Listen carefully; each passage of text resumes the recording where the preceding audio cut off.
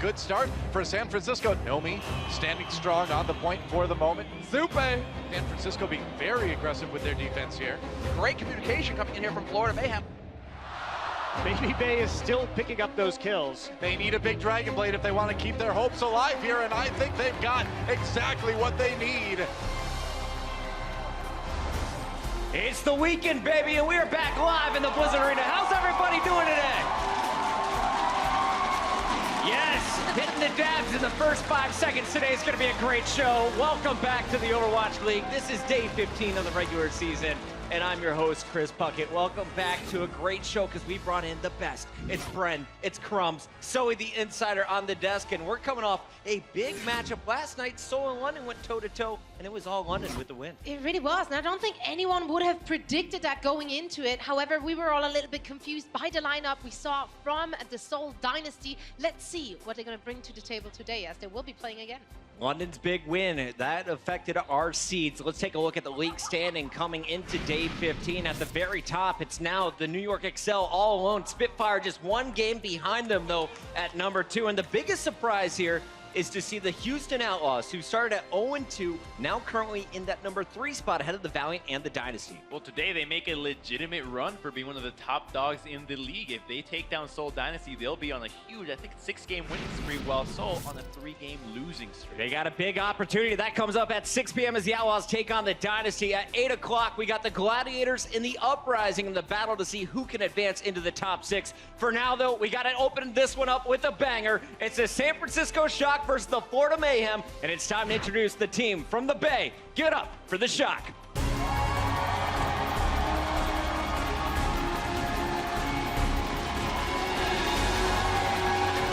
Smile, Dante, your uncle's watching, and Nomi right behind him, and these are 2 players who are going to need to go off for the squad today. They're currently coming in with a 2-5 record, and while they weren't able to upset Houston last week, the Shock was the squad that ended the Outlaws' 18-map win streak.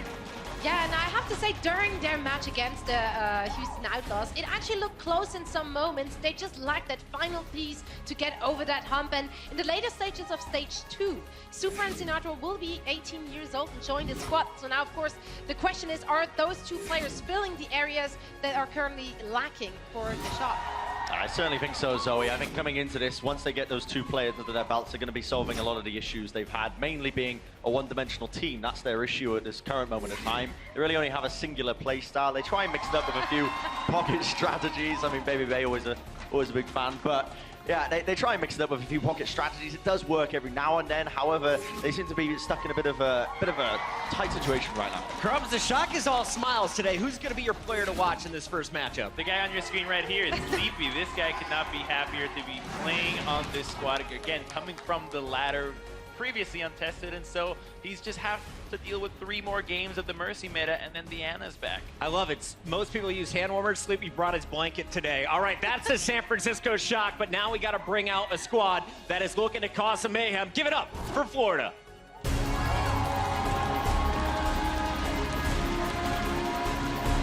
One of the most entertaining squads to watch in the league, especially for this part. Piggyback time.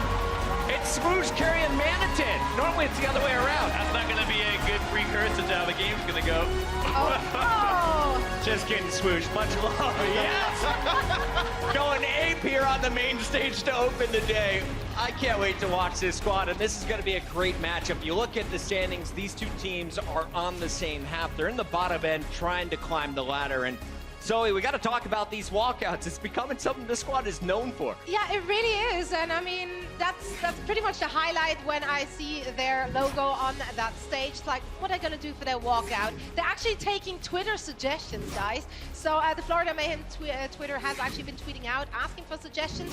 The one we saw from them last time, the Naruto walk-in, was actually coming from Twitter. Not sure who came up with the monkey, but I appreciate whoever who was. Well done, well done. Use that hashtag OWL2018 all day long. Crumbs, let's talk about the games, though, a bit. And what have we seen from the Mayhem so far? Well, we've seen them struggle, and that's not going to change because their upcoming matches are going to get a lot tougher. They're facing off Philly and New York next week, so this is actually one of their last chances to try to come up with a complete match win. Otherwise, they'll just be settling for scraps. All right, there's a look at our 2-squad Shock on your left. The home squad for the day will be the Mayhem with the defender's advantage. And we should hit this match, right? This is still just stage 1 of the regular season. You're going to play 40 matches before the season is over and we go into the 16 playoffs. So with that said, it's early, but both these squads are off to a really rough start. I want to start with you, Crumbs. What is going wrong here for San Francisco? What do they need to turn around? Well, San Francisco came into it expecting to have a slow start, not only missing some of their star players, but I think the meta just wasn't up to their liking. With the Mercy being so prevalent, you have their supports just dying a little bit too much. They're not feeling that hero a whole lot compared to how well they do when Lucio is on Dak's hands. No, it's funny that you mentioned as well that the meta's kind of not suited them, because that's kind of the similar issues to what Florida are facing, right? A lot of times, this is a team in contenders. They played an aggressive pick-based style. They were moving around the map. Logic was getting all sorts of magic done for the team, and that's just not really been the case. As of recent, they've tried to slow down their play style a little bit, playing more to the tempo of other teams, and it hasn't worked out for them. Now for the Shock, we talked a little bit about Super and Sinatra during the walkout. Sinatra, I believe, at the end of stage 2, may be turning 18 just in time. Meanwhile, it's going to be Super waiting until he turns 18 for stage 3. Zoe, I know these squads are looking for some pieces on the Shock side, but Florida Mayhem is going out there and trying to add some additional firepower as well. Yeah, and I think everyone was super happy about that. We did talk about the size of the team. They're only sporting 6 guys for the Florida Mayhem, and of course that makes them very meta effective. Now, they announced yesterday that no other than Zappis will be joining them. Here is his official tweet. Florida Mayhem, of course, also made an official post about that. And of course, those guys have a lot of history with each other in the European Overwatch scene. So it's going to be great to see what Zappis is bringing to the table, like added flexibility there. Really. Yeah, man, won a championship here in this venue back there in Contenders. Zappis, we can't wait to get you into the league. For now, though, we got to talk about these starting lineups and what we expect to see in this matchup. Crumbs, when we're coming into this one, of course, it's a team fight. You're going to see 6 versus 6. But in that 6 versus 6, there's going to be a lot of individual battles. Who are you keeping eyes on? So the Tracer matchups have decided so many games in the league so far. I think Tracer has a 65% pick rate so far, and Dante has been stepping up big time for the San Francisco Shock. At first, he wasn't a big factor on his Tracer play, but he's become a lot better. And similarly, on the Florida Mayhem, Logic's Tracer has been pretty great at times. So whoever walks away winning this matchup, I think, will be a good indication of how the game is going to go. Brent, who do you think has more pressure today, Dante or Logix? In general, it's been Dante across the board. I think in the games that we've seen, the slow play style, I mentioned it earlier, hasn't suited the Florida Mayhem. Logix hasn't been able to turn up as much as he usually does in these games. Dante's definitely been the one who's been applying the pressure, using his pulse bombs to bring down key targets, and overall been having more impact. It's going to be a great day, and it all starts right now. Before we go from the desk, I want to give a shout-out to this man in the second row. He has shaved a Dallas Fuel logo into his belly hair. We'll show him on camera later. For now, though, we'll show the beautiful faces of Selmer and Hex. We should definitely not see that, Puckett. Thank you, Puckett. That's like images in my brain now.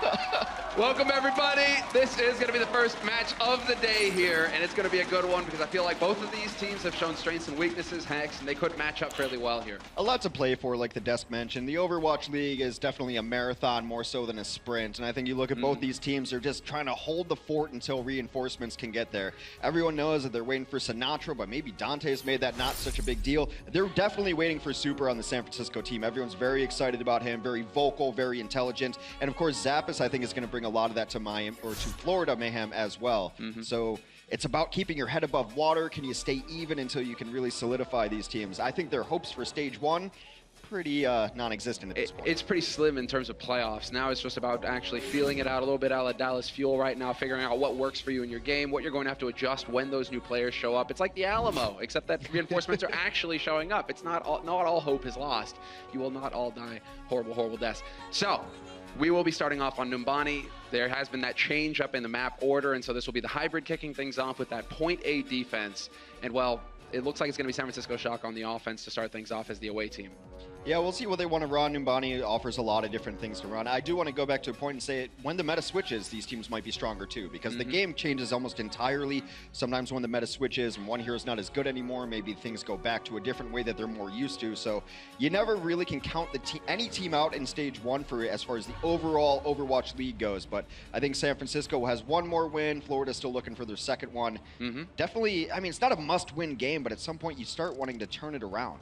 It's going to be fascinating to see how these teams play around the new meta shift. And I think what everybody is going to be waiting to see is if Mercy can pull off the ultimate resurrection herself. Yeah. You know, if she can try somehow reach back from the grave and bring herself back in. I mean, situationally, she can still be effective. It's just whether we're going to see her as much. It's going to open up the floor, you know, to other of the healers that we actually don't get to see too often these days because she is so dominant in the current meta. But you're right. I think I know where you're going with this. She'll always be around when Pharah's around. Little help from her friends. That's all she's ever needed. She was around before she got changed because of Pharah. You need they worked so well together. She needs the vertical escape. So she's always going to have a place in the meta. She just might not be in every single game ever.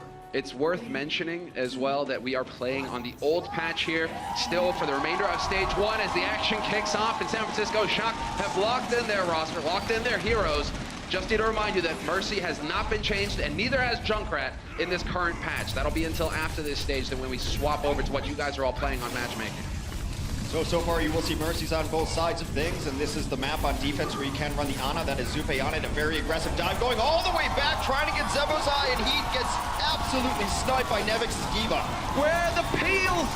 Nevix is running amok right now with Baby Bay, both of them slaughtering those squishies, and that's one of the quickest takes that we've seen yet on Numbani A, just rolling the back line. Well, okay then. I mean, San Francisco Shock showing that they don't have much respect for the Florida Mayhem right now. I guess Diva is a pretty good hero. Can shoot while flying. That was one of the changes that came a couple patches ago. Just super aggressive, and there was no peel. Zebo's just going back and back and back. He never Guardian Angel through that Diva, trying to get himself out of there. Maybe didn't have the anchor point that he needs to get Guardian Angel out of there, and that's about as good as a first point offense as you can reasonably expect. Baby Bay on the Genji generally plays a lot of hit scan, but gonna flex onto pretty much everything the Shock needs. Oh boy! Here we go, that's one way to answer it. You get zapped to death though. Swoosh gonna punish Baby Bay, and Baby Bay trying to make the plays. It is worth pointing out that versus the Dallas Fuel, San Francisco Shock struggled a little bit, and Baby Bay in particular kept trying to make plays, but he kept getting punished. So we'll have to see if he can make that adjustment today here. So you kind of need to chill a little bit. I mean, going in for the deep Dragon Blade, yeah. Taser's an effective weapon, especially when half your body is made of metal. I have to imagine that only makes it worse. A sound barrier going to come down as they're getting aggressed on by the defense, push them all the way back. So far, defense or offense gets a couple of kills. Now we are in the Valkyrie mode of the game. Both Valkyries pop for either side. Yeah, and Baby Bay has swapped over to that Soldier 76, so perhaps getting rid of the Dragon Blade just to make that change, see if he can get any value out of it. Right now, he is certainly working his way up quickly to a tactical visor. He has gotten picked off, however, by Tavik, who's also playing Soldier, and this has just been the long, drawn-out battle here. Florida Mayhem refusing to give an inch, but eventually San Francisco Shock will force them to give up. Logic's doing his best just to put the brakes on that card, at least momentarily. Will get finally cleaned up as San Francisco has switched heroes, and they're able to make a very nice push. Dak is going to switch off of the Lucio onto the Mercy, still very important, but they know that Zebo doesn't have a great charge either, so they're not giving up a whole lot as far as Valkyrie charges go. Right now, Florida's made a switch. Tavik is going to be on the McCree, can get that high ground here on the defense. Yeah, I like to see Tavik on McCree as well. Just play to your strengths at this point, Florida. If you're feeling McCree right now, Tavik, just get to work. We've seen what you're capable of. He manages to dodge out of the way of the tactical visor, and right now, Baby Bay will eventually find the kill on Sebasai. It took him a while, but that's exactly who we wanted to kill in this fight. And look at that Vic. He goes combat rolling straight into the arms of Sleepy, who just puts him into a chokehold. That was a matter of feet right there. Zebosai was trying to stay inside the Transcendence and provide a little bit extra for his team there, but knowing the Transcendence was about to fade, he had to get around that corner. He was about 3 feet away and got sniped out by the tactical visor. A little bit of a misstep there. San Francisco continues to roll through this. They got Pulse Bomb ready as well going forward, and they've narrowed the gap in Valkyrie ultimates. Both DPS here for San Francisco Shock, man, they are hungry for a fight right now. Dante guarding that pack. If Logix had committed to it, it might have ended poorly for him. Instead, it's going to be Dante trying to get the pulse bomb in, but it gets eaten up by the defense matrix. So one ult's chucked out, but not really too frustrating to see that from a Tracer. She gets her ult so quickly. Well, Manson goes for the big play, tries to launch in a self-destruct. Usually better on the offense in this situation than the defense, but getting himself a new mech anyway. Still bloodless so far in this fight. Manitin doing it the old-fashioned way, or kind of the new-fashioned way with rockets there as they trade out some early kills. Sleepy already committing to Transcendence, wanting to keep his teammates in this fight. And so far, it seems like they're coming out ahead. Dante, who should nearly get that D-mech. It was right on the brink, but he's got his pulse bomb once again, so he could be looking for the angle here, trying to find that flank. Well, this situation happens a lot. Not that Dak died, but that he is now going to have his ultimate in the next fight, whereas Zebo popped his early. Dak was considering it. Tavik escorted him with a Deadeye back to spawn, but now that's the silver lining for San Francisco, that their Mercy died. Sometimes that can be a good thing. They have a huge ultimate advantage when it comes to resurrections here. Essentially 8-6, going to be able to bring two men up back to life as Dak. Yeah, just boost Baby Bay. He gets that attack visor down, you get that damage boost on there, and things are going to get nasty. There's the one, Manadin is out. He's looking for the squishy targets as well, and it seems to be that he's just doing so much damage, his teammates are able to take advantage of it, and Baby Bay reigns supreme. A total cleanup here, a team wipe for Florida. And well, they're going to have to get back into this fairly quickly here because we're right around the corner now leading up onto that third point. They've been mopping the floor with the Mayhem. Not only are they winning these fights, they're winning them quickly and getting a lot of push because of it. Dak did not even have to use his Valkyrie in that fight. Now he can pop it preemptively if he so chooses. He's just going to wait it out. Here comes his self-destruct. They're going to use it for positioning to get exactly where they want to be. Oh no! 2 fall to the self-destruct. Dak pops his Valkyrie for good measure, but he's just rubbing it in at this point. Just bring Dante back into the fight. Sure thing, and there you go. Clean as it gets for the San Francisco Shock. Perfect offense from them from point A to the third. And that's going to get them up here. 3 points to 0 now. We're going to get that change in sides. It will be Florida Mayhem on the offense now. We'll see what they're capable of, but just watching how these players are approaching this match right now, you're not really feeling like San Francisco Shock have got a lot of respect for the Florida Mayhem. I mean, Dante and Baby Bay are not holding back. They're charging corners, looking for fights. The Mayhem played aggressive on second point defense, and that's where they really went for it. They tried to push him back, but there was a really nice sound barrier from Dak in his pocket. I think Dak is much more comfortable on the Lucio than he is on the Mercy, and it showed right there. These sound barriers keeps his team alive. They just give a little space and then push right back in. It was the closest thing that Florida came to winning a fight, because the rest of the map was extremely one-sided. Small missteps here and there got capitalized and punished. They were pushed back, but I think that's a retreat they wanted to make anyway, the San Francisco, because they had burned Zebo-size ults and had their own, and that's a one fight most times. Well, if you're looking at the stats, it's fairly one-sided as well right now for San Francisco, but I mean, considering if you've been watching the stream, I don't think that comes as a shock to anybody. We are going to be getting into the second one. Boo! All right. Had to get it in there, man. Come on. Sometimes, you know, it's just like, the low-hanging fruit. I'm just trying to represent the people. Personally, I like dumb jokes and horrible puns, but I think the people like them too, Hex. Yes, exactly. They like them too.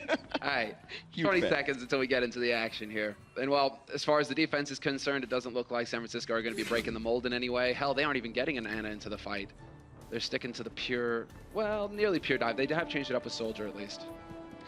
Yeah, it makes sense. You don't necessarily have to run an Ana. It's just one of the maps that she's still good on. Maybe in the future we'll see her return to prominence on Numbani. The Ana would also help out against what Florida wants to run here. They're going to take to the skies, which means Tavik and Zebo are going to run the Pharah and Mercy, the pharmacy combo as we call it sometimes. And what Ana can do is put a little pressure on there. Damage gets boosted. Technically it's a 3-shot on a solo Pharah. And it gives them a little bit of pressure on the sky. Logic's going to be hiding behind the corner. It's a really cool angle they took here. Oh boy. This is it, Logix. Come on, man. Your time to shine. Get out! Dante, he's not going to let him have any joy in this fight whatsoever. Zebosai will get the res off somehow despite the pressure. And Dante still in this fight, but Logix, he is not having any luck so far with that opening kill, with the opening picks. Dante has been punishing people for a majority of this league. I think a lot of it was going to be the pressure of everyone expecting to get it replaced. You have a world-class Tracer in Sinatra waiting to take in. So Dante, you could have crumbled to that pressure and underperformed. He has stepped up to the plate, putting down great game tape week after week, just straight up deleting people. And what I like about Dante, how he plays, that's gutsy to go in there like that. That's a lot of courage. And to know that you're going to hit your one clip and get out, beautiful play on that Tracer. Yeah, it is a joy to see when everything goes right here. Well, Dante's showing that he can hang, and he's going to put a little bit of pressure. Wanted to go again to see if he can get into the mix there on Florida, but he'll just miss the blink barely. This still puts him in the spot to put some damage on Tavik, who's not getting as much love from his healer. Finally, Zebosai decides to get over there and help him out. And Dante in line of sight to be able to get topped up himself, so he can keep that pressure on Tavik. Tavik, you can see, he has to constantly hang around the corner, and Baby Bay, that heavy pulse rifle, a bit longer range, he'll be able to find the kill. That pressure is so important, not only because he almost got to Vic to begin with, but then it makes the healing up top that much lesser. Zebo's got to leave the rest of his team. His tanks get exposed, has to also put himself in a vulnerable position where he's flying back and forth because he's able to be picked off. When you've got a Soldier 76, the caliber of Baby Bay, you might as well have a sniper rifle over there because he can hit him out with a couple of shots, couple bursts, headshots. So really good pressure makes all of that defense work. Well, San Francisco right now, they're about to kick back, relax, and enjoy the day because they've got a 6-pack Hex, all 6 ults up and running for them. And so now it really is their choice. What do they want to use first? And it looks like Dak is going to go for the Valve. Dante, he dies, but Dak should be able to get the res up on him. And sure enough, he will be able to dart in there in time. Manhattan trying to get something out of his self-destruct. Not going to happen for him, though. And with all of these ults in play, San Francisco shocked. It's the beatdown. Although Florida are having a little bit of an impact, now the trance is in effect. Well, the pressure's all on Dante. He's got 3 lives this entire fight, so he's going to try to return the favor here. Takes down Zebo on the other side of things, so at least he's making his lives worthwhile. But that is a duel that Zupe wins in the backline. Zupe cleans up Zupe 3K. There we go. Definitely not expecting that result, considering San Francisco had all of their ultimates. Somehow, Florida Mayhem, they stuck together. Zupe with the big plays with those orbs. And eventually gets killed, but I mean, sometimes that is the reward for doing all the work.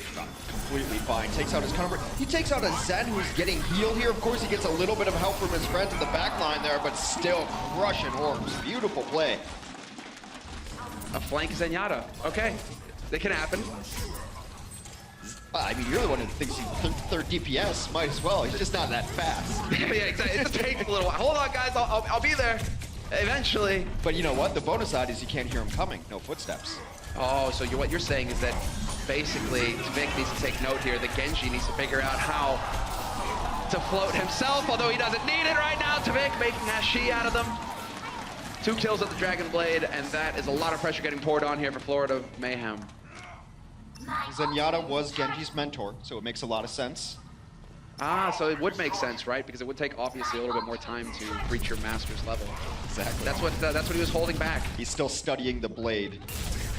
Well, they have 2 support ultimates in this next push, but San Francisco already had a very good time on their offense. Now they're going to try to open up some space here. Manhattan with a beautiful self-destruct. It gets bubbled off, though. Nice counter play by the Winston there to make sure no one falls to it. Vic right now, he's just doing work. Kill after kill for him.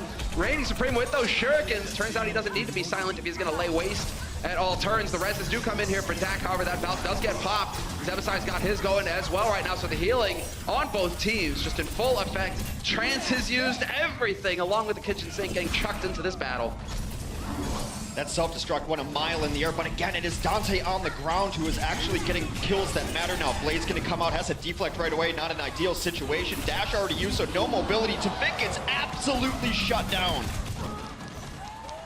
And San Francisco Shock halts them 1.5 meters from the second point. Minute and a half left on the clock here for Florida Mayhem, and it looks like Tvik is so disgusted with how that Dragon Blade went, he's decided to change it up. McCree now gonna be Spurs a jingling here in the streets. It's the worst possible scenario for a Dragon Blade. So have to deflect right away is also terrible. You use your 1 dash and you're hoping to get in position to get a kill, because when Genji gets kills, he gets a dash reset, and he goes another one, and another one, and it comes for assists as well. Okay, DJ. I played myself, didn't I? Well, much like Tvik did in that situation, unfortunately. It happens, Hex. You shake it off, and you go for McCree and hope to hit headshots. That's what it's all about now. For him, at least, Manhattan will remove Sleepy from the fight fairly quickly here as well. And so Florida Mayhem putting up a fight. They have certainly not given up in this situation, although Dak will get the res off on Sleepy. And so San Francisco back up to full strength.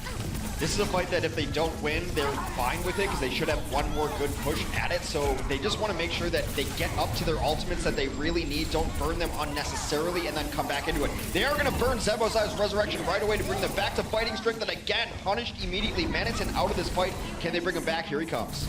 Logix is doing the best he can, just farming ult energy. I mean, he's farming ult percentage on these tanks, and yet he's not hitting his pulses. One gets eaten up, one gets missed, and right now you need to have a bit more of a kill, although Tvik will decide to step in. At least he gets the D-mech there in that situation, but they remain intact. Sleepy transcending just in the nick of time here to keep his teammates alive, although Dak is out in the middle of nowhere.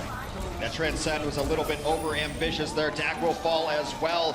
Florida Mayhem did a great job of kind of being a little conservative in that fight. They weren't going to go all in on the dive because Tvik had just switched. Zebo was 30% away from Valkyrie. What they wanted to do was fight, take damage, do damage, get up to their ultimate abilities. I thought they might go for a full reset when that happened, but Zebo clearly saw a window that he wanted to go for, resurrected, brought them back up. You saw the Deadeye come through. Really nice patience in that fight from Florida. Showing that they are capable opponents. If you underestimate them, they will be able to punish you.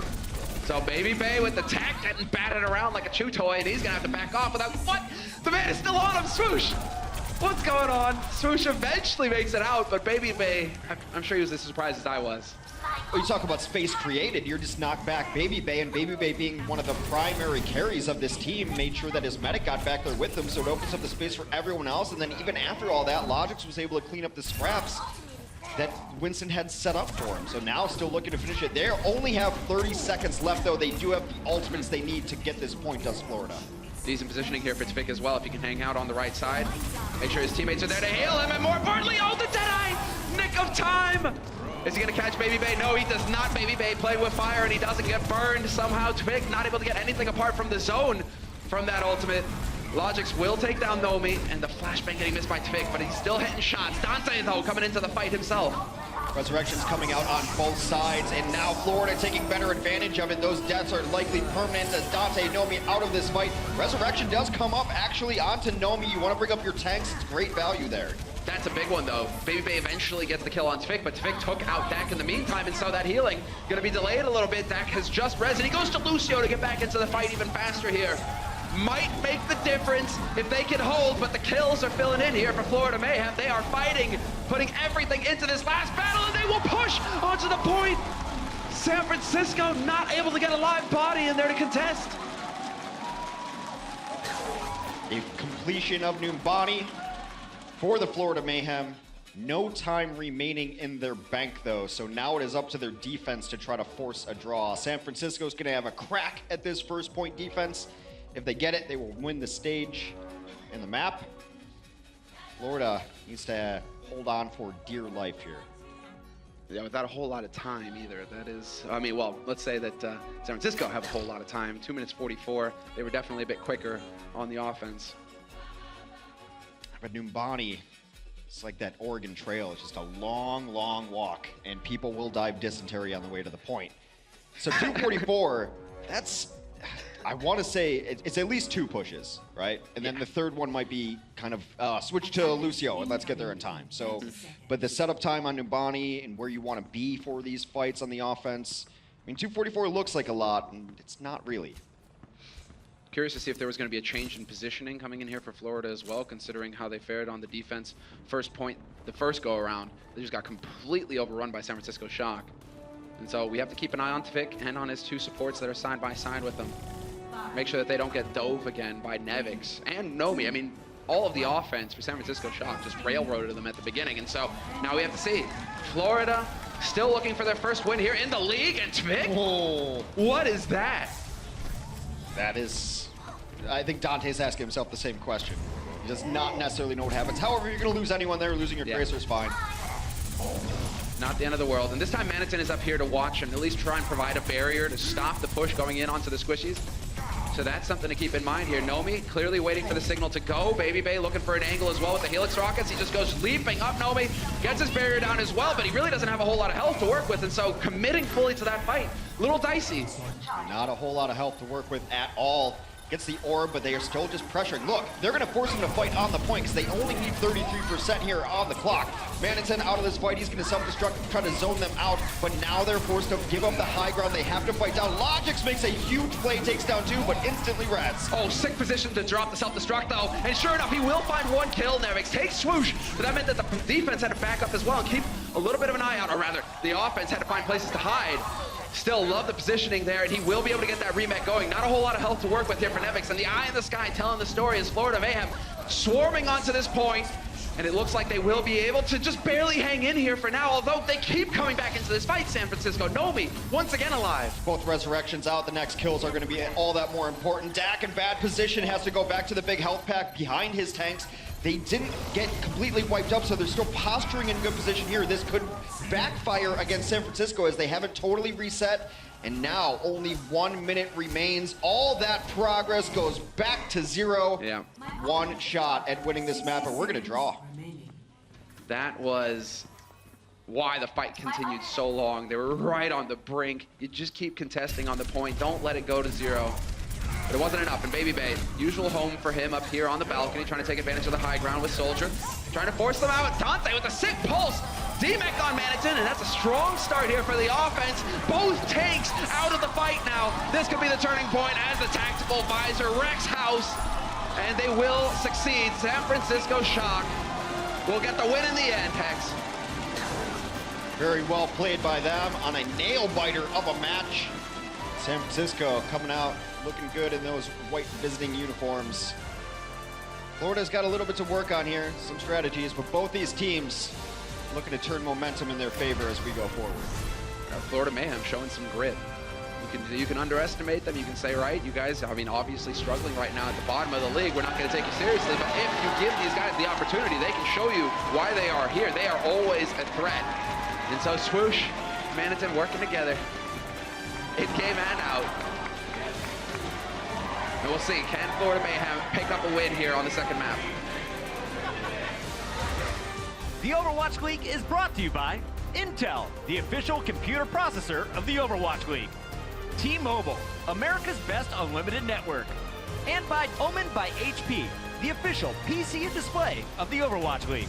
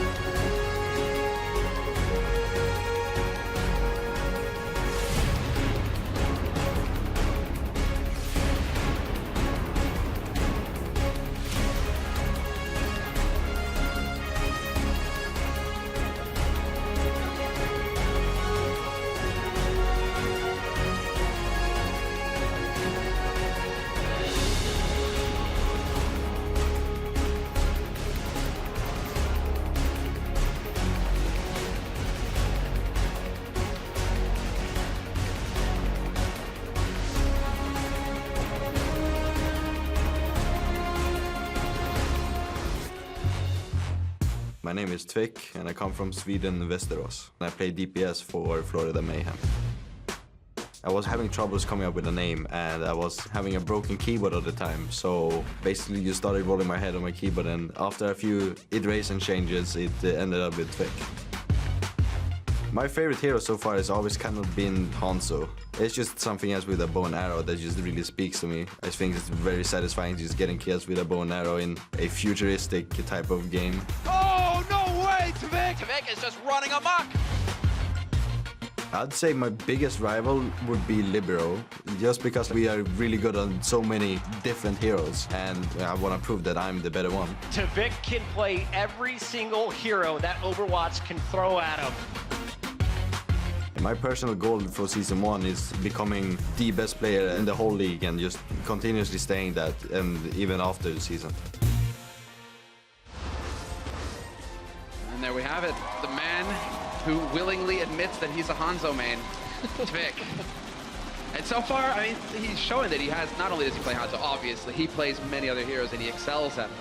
It makes a lot of sense, though, because if I heard that correctly, he's from Westeros, so bow and arrow is a weapon of choice in that region. And you know, it's cool, he came to the country with a wall as well, just so he could feel a bit at home. Exactly. No, that's great. Yeah, it's Tvick. He's on point. His name's always baffled me. When I first started casting Overwatch, I spent half an hour with him on a phone call, just like, try to teach me how to say your name. And I think he just gave up at the end. He's like, Americans, you just can't say the T correctly. We don't have a soft T, so Tvick, I'm getting there. Listen, after 2 years, if I'm a Swede getting there. ever gives you smack, like talk smack about you having trouble speaking Swedish, just be like, okay, speak English with me real quick.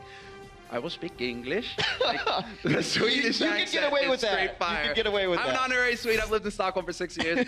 I know what I'm talking about. All right. But we are going to be getting into the second map, Hex. Enough with the frolicking. It is going to be Anubis. And, well, I mean, Tvick, yes, you are a standout player. But it goes to show that, yes, you can be a straight baller out of control, but you need a team there to back you up. And right now, they are missing some of the pieces that are allowing them to get those Ws. It's exactly what you're talking about. Tvick can play the Widow on this map, or he could play the Tracer on this map. So I really want to see what Logix comes out here playing, because that's going to determine what Tvick plays. Tvick is kind of like, even at this high competitive level, I imagine he's going to the lobby and be like, okay, guys, I'll fill. Whatever you guys play, I'll play whatever else we need, you know? Because a lot of this team's success is dependent on Logix, and if he can get going or not. He's had really high moments and some low moments, and that's kind of the state of Logix's career so far. Tvick has been, pretty consistent in what he does, but he hasn't had his giant breakout moment in the Overwatch League just yet. And it's because the team overall hasn't gelled the way we all thought they would. Well, when you have a weak link in the chain, right, you can have the strong links, but they're always going to have to play around that weak link. And so Logix, until he can have that same consistency that Tvick has, where he's just consistently hitting shots or applying pressure or staying alive, if the team has to play around Logix, that's going to make Tvick's job harder. And maybe that's why we haven't quite seen that breakout performance. Because really, when you've got a Pine moment, you have to keep in mind, everybody is playing around Pine on that team, allowing him to have the space and the support necessary to completely dominate. And so Tvick is doing the best that he can, but Florida as well, as a unit right now, they're figuring out how to make things work. And they are getting better. I mean, San Francisco, they had a very strong start on Numbani in this series, but they did not get that map for free. We had to go a second round, and they only won it 4-3, so they had to fight. Florida is running a very typical composition here, but there's two different styles you will do it at. There's the lower edge hold here, or the high horse or raising bull, which it holds further back and up on the Widow's edge up there. They're not going to be running that. San Francisco running a little bit of an interesting composition here. An offensive Sombra, of all things. Logix sends Baby Bay right back to spawn. Yes, that's right, woo. Because that is the start that Florida Mayhem were looking for, Logix in particular. If you can drop Baby Bay like a sack of flour and get a hot combo to boot, that was a close one. Holding off, not really wanting to hit those damage. If you're wondering, why isn't he taking the obvious Sasha Diva? He doesn't want to give free ult charge over to the enemy healers, to Dak and the others, because they'll just be like, sweet, we'll heal the Diva, no problem. And we'll get that much closer to Valkyrie. Now they know there's a Sombra in the mix, so they have to play a little more spread out if they think she's nearing her ultimate ability. She is not actually. Sleepy's the only one really building off of his hack packs, which is the best way for Sombra to build ultimate. So it's going to be a little bit. He's only at 60%. Very likely, and wow, never mind. They do not need to reset. They continue to push through this after a couple very nice kills on his swoosh. Now there's no real good shield for the rest of the team. As Logix staying alive as best he can. The reflect's not gonna matter. There we go! Baby beheads him. And it's going to be a very quick point A take here for San Francisco Shock yet again. And we will move on to point B with 6 minutes, 40 seconds in the bank here for San Francisco Shock to work with. They are wealthy, Hex. This is terrible for Florida right now because they had to switch so many heroes in response. So the next push from San Francisco is going to be an overwhelming ultimate advantage push. They will have EMP or should wait for it at 90%. They just had to switch Zebosai onto Sombra of their own. Swoosh had to switch heroes as well. So they are really in trouble. Sleepy goes in very early. Maybe he thinks he can get EMP with just damage. Blade comes in from Baby Bag. Maybe could have got more, but gets 2. Oh boy. Oh, there it is. The money shot takes down Zupe, and they are making so much progress on this second point. Manitin going for the self-destruct. Very nice play from Nomi. Drops a barrier right over it, negates the explosion, and his teammates will stay alive to just continue the cleanup here, as they are going to be able to dart in. Zupe with the Valkyrie gets the instant res off on Swoosh, and Tvik not going to get anything out of his Riptire. That's a bit frustrating for him, but they have managed to stall out the progress here. San Francisco Shock having to give a little bit of ground. Swoosh able to bring up Zebo too, who's nearing his own EMP. Still dancing around. San Francisco, I think they want to reset, but Baby Bay is in a tough spot, so they're going to come in and try to help him out, but that was a mistake. Tvik punishes him for it. That's all fine and good, Baby Bay, but it is time to go back home. That was slick with the reflect on the mine, though. Still in here. They need to be punished for staying in here. They cannot get out alive. Florida has to punish that they're still dancing around in here. And no, they will get out alive. Baby Bay nearing his Blade as well. Blade and EMP work so well together, there's almost no way to defend against it.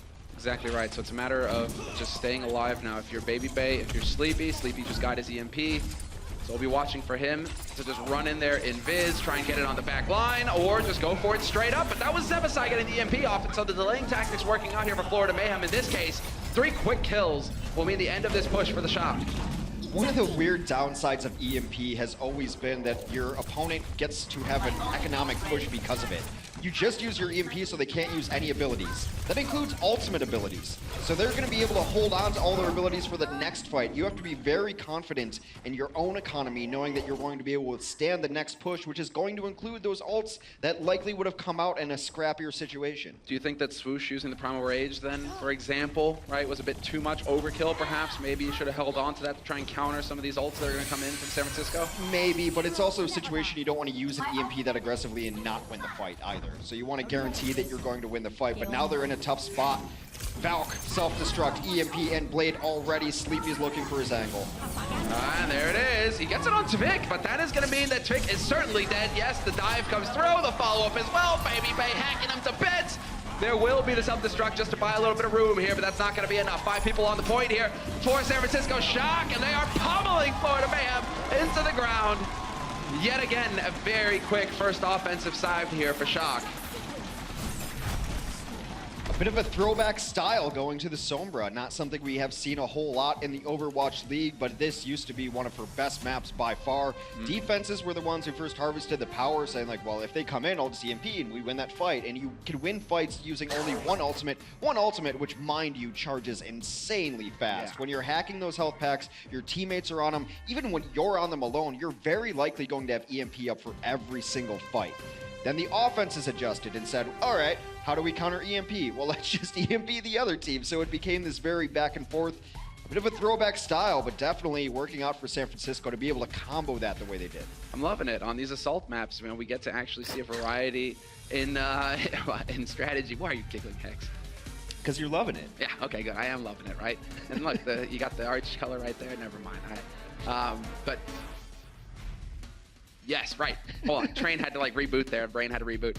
Yes, the brain is on track, guys. Don't worry. We've got 45 seconds, and that allows me to just go on to say that, yes, Lunar, Anubis, it's been a lot of fun watching these maps because we get to see a variety of different styles come out on it, and, you know, getting to see more Sombra play. I like Sombra. I think she's an exciting hero to watch. Oh, just to further that, one of the reasons you always see Sombra on Assault, and this is one of the reasons I always love Genji on Assault as well, is you have to win those fights so one-sided as an offense. You have to get everyone dead and then hope you can stall out, because if you win it kind of half-sided, the defense is in such a big advantage on last points of assaults. That's why Sombra, when she came into the meta, was because when you get that EMP in a lot of people, you're winning that fight decisively. They can't do anything. A hero in Overwatch without their use of their abilities is very often a dead hero. The counter to that ended up being Reaper because he doesn't need his abilities to shoot you in the face. So it's been an evolving meta. It's been very interesting to watch on assault maps. Well, now we're going to have a bit of variety as well, because it is going to be Dante on the Junkrat. We do see a lot of Junkrat, but first point here, you're going to have that 1-2 combo. Baby Bay, long range, looking for the one-shots, and then you've got Dante to whittle them down as Florida Mayhem try to make their way through these choke points, through the first pair of arches, and into the hallways to the right or into the hallways on the left. But none of those places do you want to be running into grenades.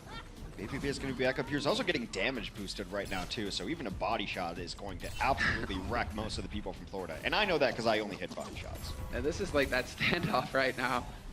Man, it's just like, please shoot me in the face. In the face would be even better. More damage, great. Look at this, he's just standing out there.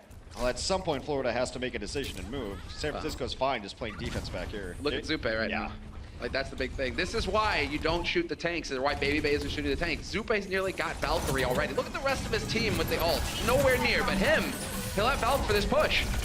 Yeah, very smart move. Zupe does get that Valkyrie, and look at his counterpart. Dak only at 36% of his Valk. They would love to win this fight without using him, but they're going to pop it preemptively and bring all their heroes back to life. This is a fight they have to win because their strategy and tactic here was so smart. Dante ends that good year. Goes duck hunting and finds an angel instead. Mercy is out of it, and Baby Bay takes down Zebasai as well.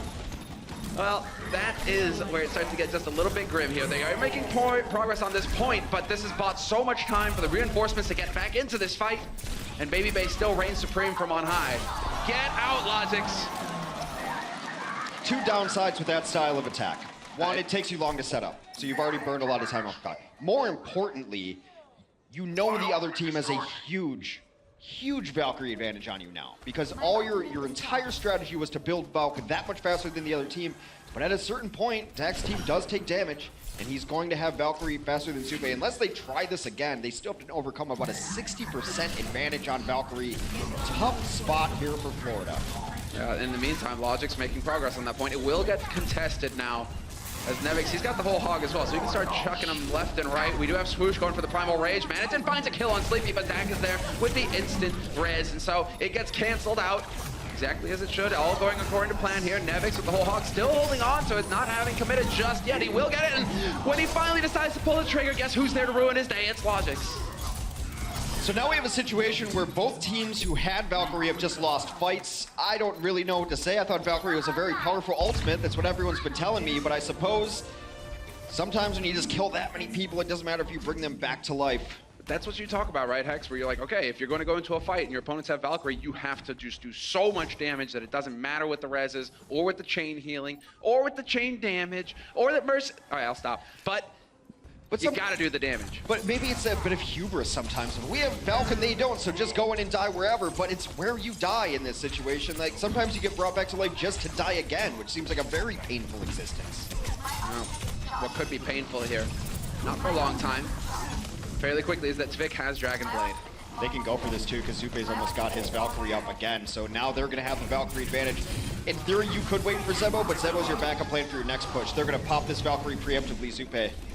We'll see if Dante's gonna get anything out of his Riptire. Doesn't look like he found a kill, and he's still hanging around in the corner as well. Tvik was there to cancel out the ultimate, but Nevix shoots Logix in the back. And so far, it looks like San Francisco's Shock putting up a pretty good defense here on the second point. Zupe will commit with the Valk, however, and so that will favor Dak. It looked like Zebo was gonna go for a very aggressive EMP. He finds the healers in the corner. There's no cleanup there, though. He gives his life for it, and they've lost 3. Tvik is gonna have to find a miracle with his blade. Not gonna happen. He can't fully commit back in there. The tank's there to watch him as well. Sleepy getting a little out of position, but that sets it up for Dante. Point blank. Blows Tvik to bits. He gets Zupe as well. Dante right now having a field day on this junk. Bit of mispositioning there. You saw Tvik very early in that fight go to the right side and try to find something over there. Ended up dying, got resurrected by Zupe. You'd rather have that wait because the supports are almost always huddled in that back right side together to help each other out. If that EMP comes out and Tvik is still lurking over there to try to get it done, he probably kills both supports. So miscommunication, mispositioning, costing that, they're going to give it another crack at it. Definitely not going to give up on this sort of situation. Baby Bay, he's got a Dragon Blade of his own. He's getting zapped, he's getting tased, but he does manage to make it out intact. Dak gonna be happy about that. He already has Valk though. And well, we've nearly got a 6-pack going for San Francisco Shock. Dante's the only one who's missing out, but he's only 10% away. Never mind, he hits a nade in the meantime, and so we will have all 6 ults up again for San Francisco. But on Ubani, they had the same advantage and they somehow squandered it, and so we'll see. Florida Mayhem, can they make a repeat happen here? Well, they're going to need Miracle Ultimates. The Miracle Ultimate they got on Imani was managed to self-destruct, I believe. Zupe is going to be the one who's going to be so important to stay alive in this situation. Tyre is probably going to be hunting for the Mercy in the sky. Dante's trying to get himself in a good position to find an angle with his Tyre. He's way back.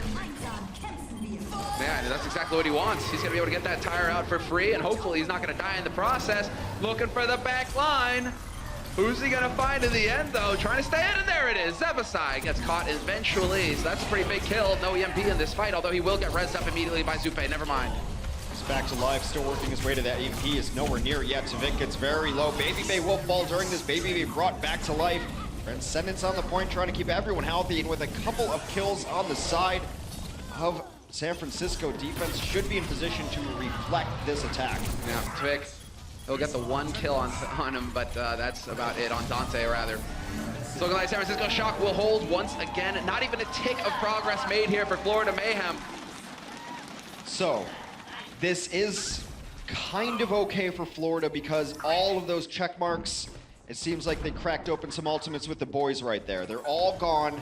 Zebo's going to be the only one with an ultimate pushing forward at 82%, and then it's just down to vanilla Overwatch. Who can hit their primaries better? Florida's going to have their abilities while San Francisco doesn't if this EMP can find pay dirt. Vic deciding to fight Shrapnel with Shrapnel. Swapped over to the Junkrat, so we'll see if it pans out for him. I mean, this is one of the advantages of Junkrat is the fact that, yes, if you are going to stand all the way in the back right and try and hide together, that's perfect for the grenades. There's Zebasai going for the ult, finds Sleepy for free.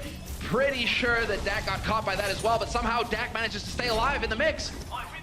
They bring him back to life, of course. Oh, there goes Dak, though. Baby Bay also falls soon after Zupe's got his Valkyrie. There's no time to wait. There's only a minute left. Time to pop that. He pops it preemptively. All that healing on the point. Now, will the cleanup and evacuation be there to actually get them off the point and get progress? Tyre from Tavik. That is a wild Tyre. Point blank doesn't care. He will die to Baby Bay. Might be able to get brought back into the fight, though. It looks like teammates are trying to make it happen. Swoosh with the Primal, trying to ban him off the point.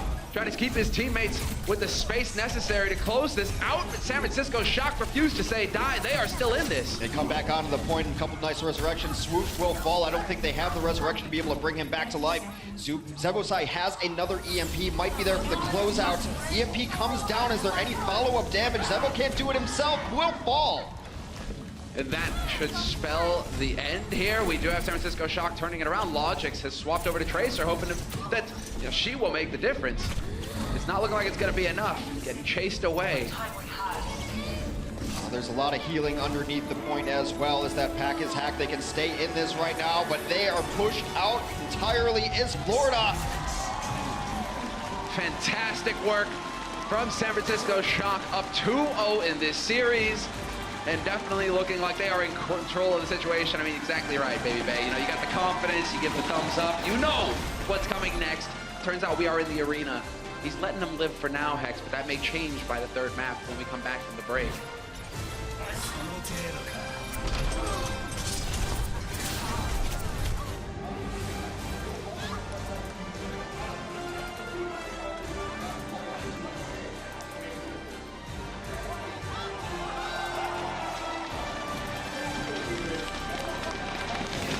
The Overwatch League is brought to you by Omen by HP, the official PC and display of the Overwatch League. Intel, the official computer processor of the Overwatch League. And by T-Mobile, America's best unlimited network.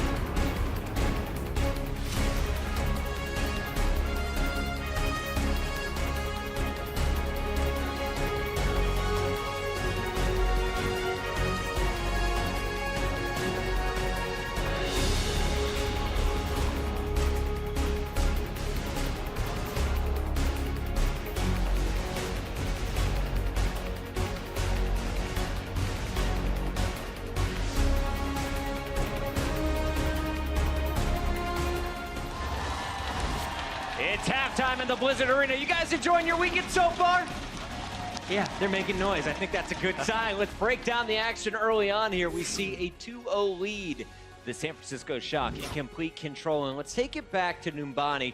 Brent, I want to start with you here because you were being very critical of Florida while watching this match. At times you were frustrated, at times you were elated. But let's start with the things that made you upset. Yes, we've got a nice little montage, haven't we, of the things that I was pretty upset with.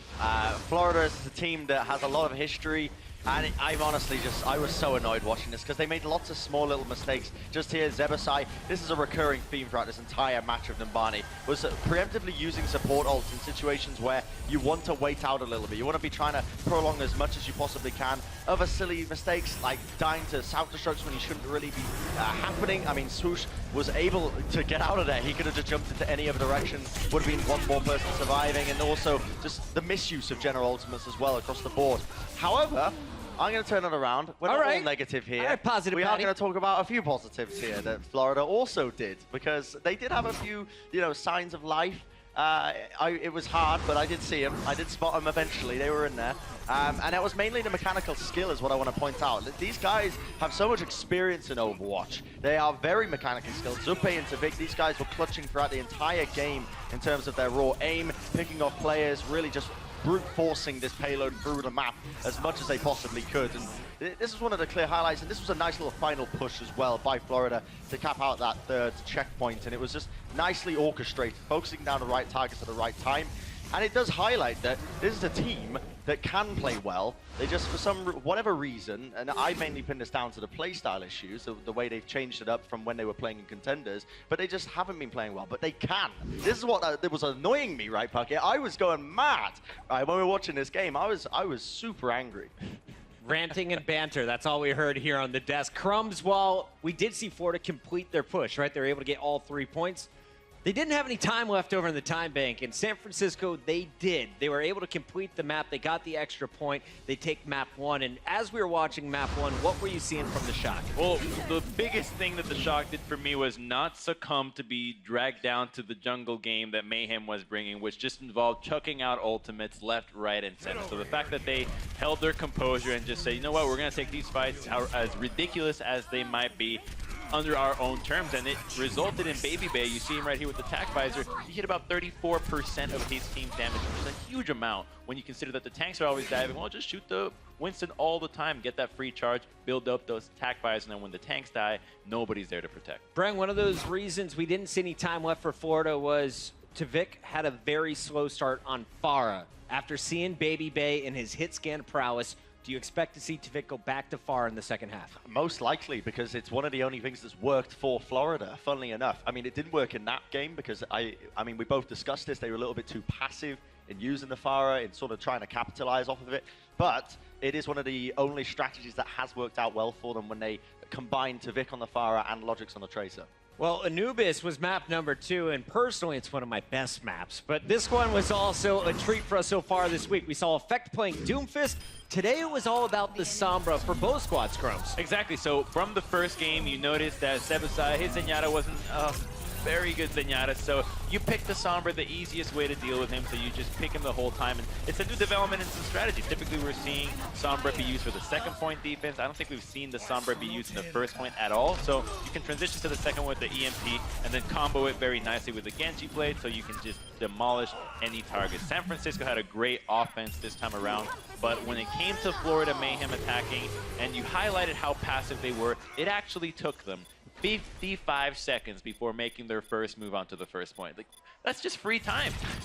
In general, you highlighted the Sombra strat there, Crumbs, as well. This is something we actually used to see quite a lot back in the day when Mercy wasn't so prevalent. The reason Sombra's fallen out of fashion is because it's so hard to hit an EMP onto the Mercy, like we saw so many times in that game. Like, Zebasai was really struggling to manage to hit the EMPs. He was just sort of just trying to waddle up to them onto the point and see what he could get with it. That's the reason you don't see Sombra too often, but she is still very effective. The Shock are now a match point. They need just one more game. If it's going to be Florida coming back and forcing a tiebreaker game 5, I need to know, who do you shut down from this Shock right now?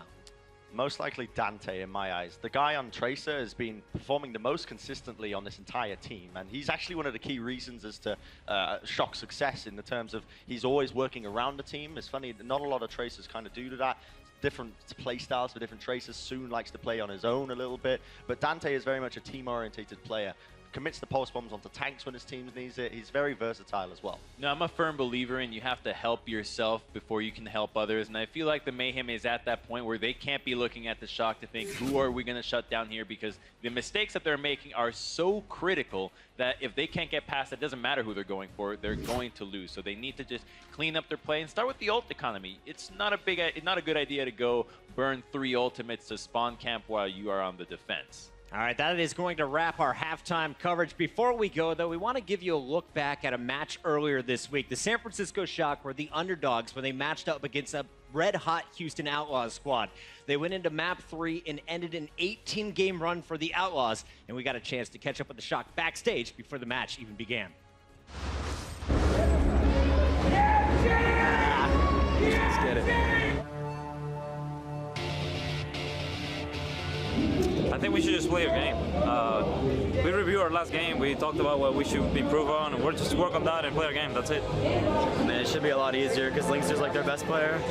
No flame, but like Linkster's just good. He's insane. So if they don't have him, that's like one of their biggest assets. So it should be a lot easier. And currently, this is a team coming off a 1-3 loss to London, and they got beat by Dallas 3-0.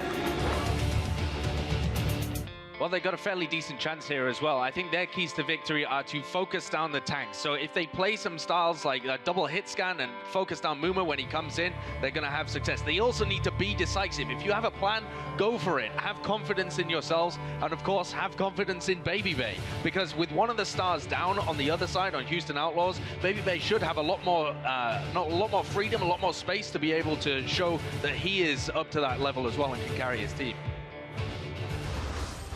All right, that is a great look at the Shock behind the scenes. And of course, if you want to be in our next episode of Social Studies, use the hashtag #ShockTheWorld during today's match. Your response may be featured in our next episode airing on OverwatchLeague.com this coming Monday. That's going to do it for halftime. When we come back, we got a big Game 3 between the San Francisco Shock and the Florida Mayhem. Don't go anywhere. The Overwatch League is brought to you by Toyota. Let's go places.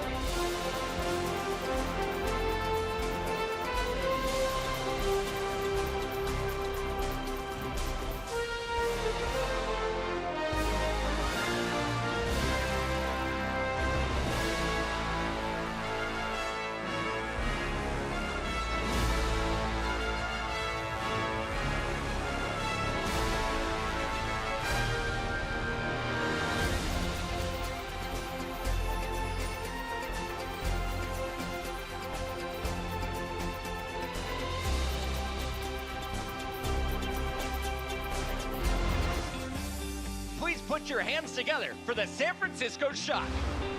I absolutely love this San Francisco Shock lineup. Our goals as a team would probably be to finish top 3 in Overwatch League. The Jack Attack is coming back, yeah, for sure. I want to win the Overwatch League. Period. San Francisco Shock holding strong. I really want to win, dude. Just forget about anything else and just like focus on the game. I think overall, like the atmosphere of the team is insane. Baby Bay comes in too with the Deadeye, actually. Woo! The biggest goal we have set as a team is to just try our hardest every game and do what we can to win the first season of the Overwatch League. My goals for this season are be the best teammate possible and try to win. I think they've got exactly what they need. An overwhelming win. At the end of the day, it's just, I gotta win. Thank you, guys. Well, actually, thank you to my producer, obviously, who just counted me in. But thanks, everybody, back from the break. Yes, we've had a break, and we're going to come back into the match now. 2 more maps left here. There's still a chance for redemption. Florida Mayhem, they're not out of it yet, Hex. Florida, the most worrying thing to me is everyone said, like, well, they have some communication stuff and maybe they can bump that out, but they made some mechanical mistakes, which is something you don't expect at the highest level of Overwatch. There was some Sombra play where packs weren't hacked where they needed to be hacked. They were going for an EMP with 0 bullets left in the clip, and those kind of things need to be worked out.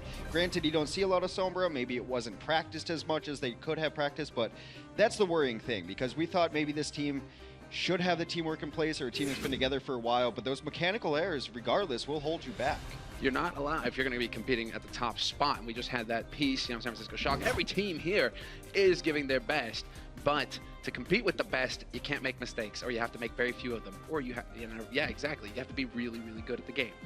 Well, you can overcome mistakes in teamwork and communication with great mechanics, and vice versa. You can overcome not top-tier mechanics with great communication and teamwork, which is why Overwatch is a unique game in that aspect. The best teams, of course, have both. They don't make mistakes and they have the best teamwork. There we go. And so you will have a couple of those best teams. Actually, some of the teams that are sitting at the top spot right now, Seoul and Houston, are going to be playing after this, and that is going to be a fire match. Both of them battling for a spot in the playoffs that will be starting off next week. Fantastic stuff to look forward to. But, Overwatch every day here at the Overwatch League. We've got great games, great matches, and great teams to enjoy. I've got my popcorn ready for that one, but we're loading into Ilios, and I got my popcorn ready here because this is quickly becoming our favorite stage, which we've dubbed the murder hole. Giant hole in the middle of the map. Someone is going to go down into that. I darn near guarantee it. And on both sides, we have a Pharah, so that's even more possibility to send people into the bottomless pit. Oh, yes. And San Francisco Shock, they have embraced the murder hole. They've gone for Lucio as well, so we may get, like, double potential now for Boops. And I'm always excited to see that. I mean, it's never fun to be on the receiving end, but giving the boot is always good. So, we got Dak, who's playing as Lucio, definitely one of his standout heroes, and so we'll be keeping an eye on him for sure. But right now, it is just that buying around on the edges, waiting to see if Afera will perhaps connect with a couple of rockets to start off the party here. And they switched sides, actually. Both teams ran a Lucio to try to get to the mid fight a little bit faster, but then they noticed the other team where they were, didn't want to just go head on and ram into each other here.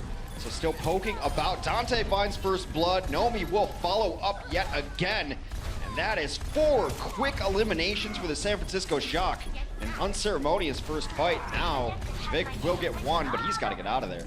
He's going to get 1, but it isn't going to be enough here to turn the tide. Unfortunately for him, Sleepy, to add insult to injury, just reses Dak despite getting rocketed. Doesn't matter. He will get the res off. Dak will be back in the fight.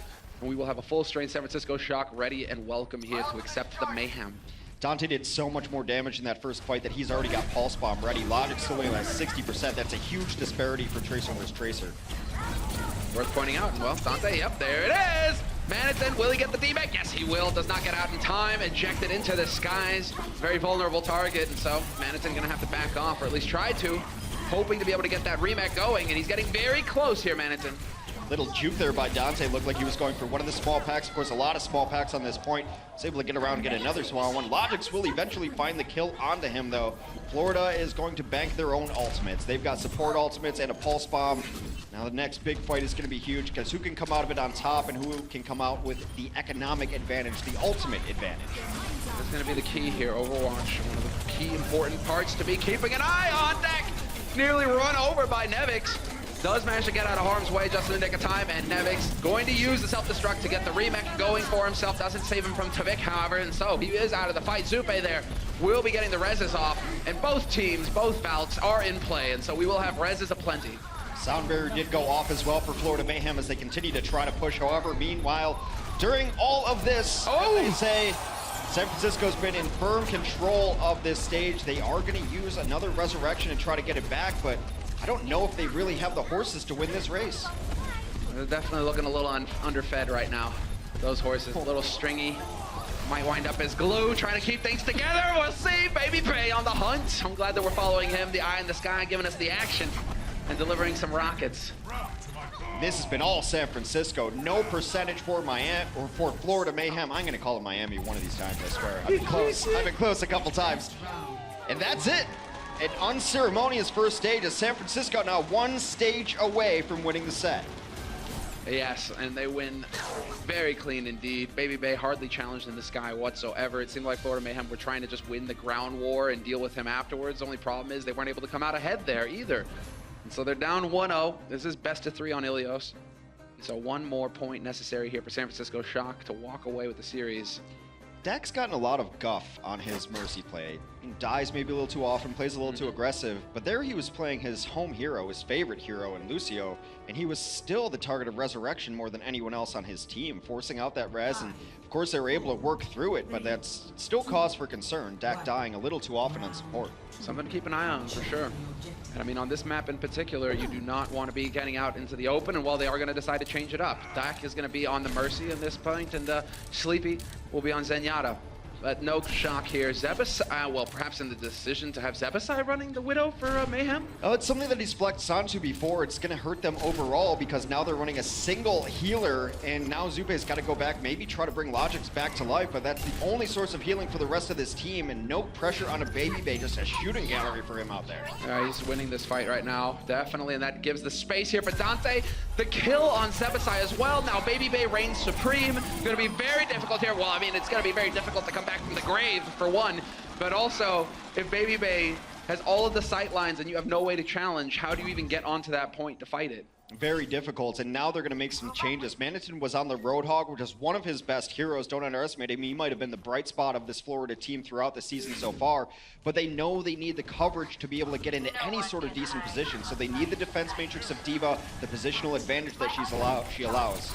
Yep, that beam giving it away. Zupe under pressure. Dante will get the kill. Yes, he gets it at the end. Zupe dancing, trying to stay alive, but it's not good enough.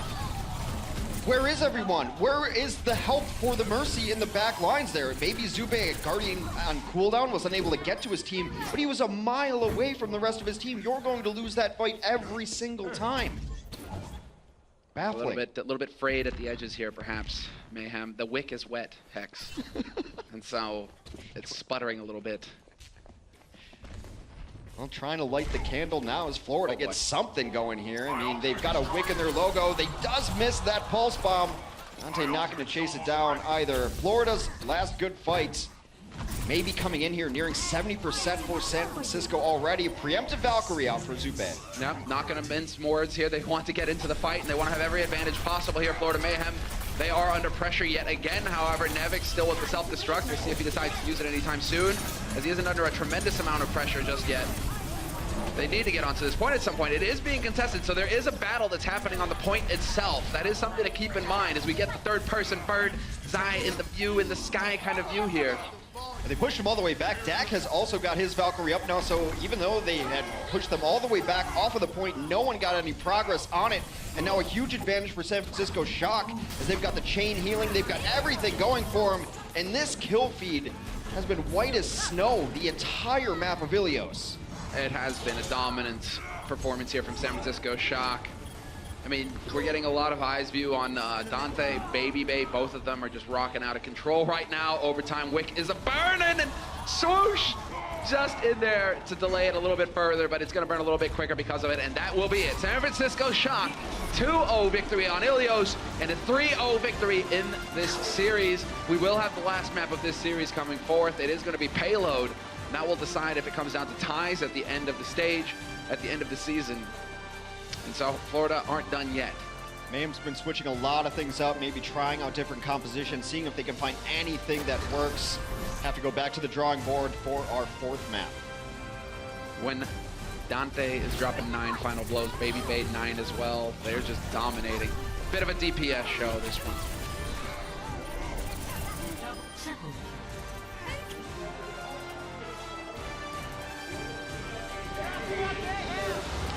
The Overwatch League is brought to you by T-Mobile, America's best unlimited network. Omened by HP, the official PC and display of the Overwatch League. And by Intel, the official computer processor of the Overwatch League.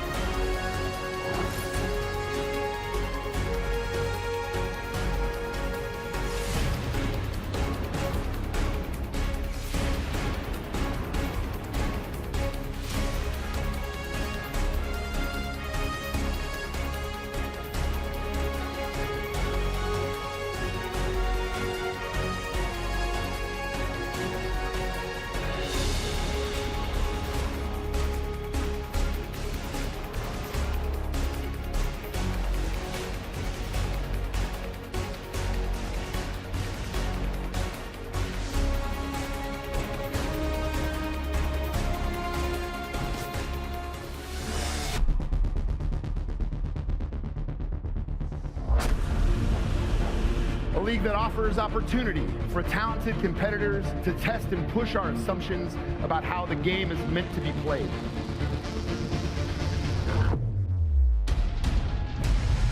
Ladies and gentlemen, we are coming at you live from Los Angeles, California. Welcome to the Blizzard Arena. Welcome back from the break, everybody. We are going to get into the last map of this series between the San Francisco Shock and the Florida Mayhem. It has been a real barn burner, Hex, in case, you know, your house happens to be located in Florida, covered in gasoline, and the Shock came and, you know, lit it on fire. It's not been good. I mean, there's no other way to say it. It's not been good for Florida, and I think that you have to start using this as a practice realm here. I think it seems like there's a case of too many cooks here, that they're, instead of switching or fixing mistakes, they're switching heroes instead. So they come out on this composition, and then Zebosai dies once as the Widow, and they're like, abandoned ship, let's try this next thing. And that doesn't really let you fix the mistakes that happened or fix any problems that might be happening with a composition when you're just switching a composition right off the bat. It's happened a couple times on these different maps, or trying new stuff, but at this point, you're not winning the set. try the one composition you think is the best on this map. They've won this map before in the Overwatch League, and just perfect it and start making some of these maps your home maps, your composition, your signature style. Start with something that works. Expand from there. That is a very sound life philosophy there from Hex. Thank you, Hex. I feel enriched now that I have listened to those wise words, because it is true. It is something that Florida can actually try and reach out and take hold of. We have something that works, build from there. Junkertown, a lot of fun to watch. A whole variety of different strategies that we can see here as well on this map, and one of them has been pretty popular. You speaking of ships, well, there are pirates here. Are there? Yar. I don't know. Well, pirate ship, of course, for those who are unfamiliar, means getting a giant gun onto the payload. That giant gun is a hero named Bastion. Then you set up some shields in front of him, and it really is, the onus is on the defense to just do anything to stop it, which very likely explains why Zebo has come out on the Sombra. Sombra, her EMP will melt the shields around that pirate ship, and then you just rain damage upon it.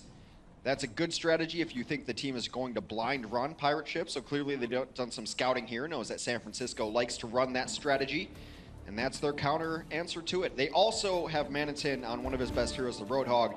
Hooking the Bastion off the cart, also an option. I'm trying to keep an eye, because usually you would see the Sombra over here where Logix is playing, or it is one of the places you can see because of the pack there. The Sombra can play off of it. Instead, it will be Logix looking for the flank, perhaps Florida Mayhem starting on the defense, and it looks like the pirate ship is about to set sail because Sleepy has made it onto the cart immediately, and he will immediately begin to whittle down those shields for Florida Mayhem, limiting their options as to where they can set up shop, at least set up to try and take a fight here. San Francisco seems to have done their scouting as well, as you saw them rotate through that right room where you expected the Sombra. That's where they expected it as well. One of the downsides of the Sombra on this map is there's not a lot of great packs for your defense to play around. You can't really charge it all that well. A nice hook early on. When pigs fly, Manadin lives through it, so does Nevix. Trading blows there. Tavik gets the best of Baby Bay here on the Widow battle in the background. Oh, this, no way! Doesn't get the one-hit combo!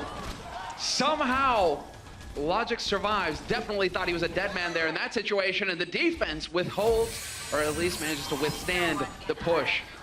Sleepy, he's got his tank mode, but if he gets picked off here, and he will, that's going to delay things even further for San Francisco Shock. But because he has tank mode, doubtful that we'll see San Francisco Shock changing up the strategy just yet. Tank mode I have always found not ideal. You seem most vulnerable at it. I think if you had your druthers, you would stay. Another hook gets thwarted yet again. Zabosai still working his way to the EMP at 75%.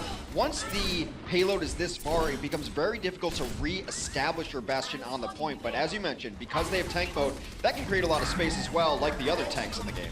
Possible. Oh, there it is. Love it. We get to see it thanks to the bird eye view here, but Logix managed to stick the pulse bomb on Sleepy. That's going to delay things even further, although as I say that, we lost Sleepy, sure enough. Well, okay, Tvik is going to have something to say about it in the end. Baby Bay is gone, Dante as well, and that could be the turning point.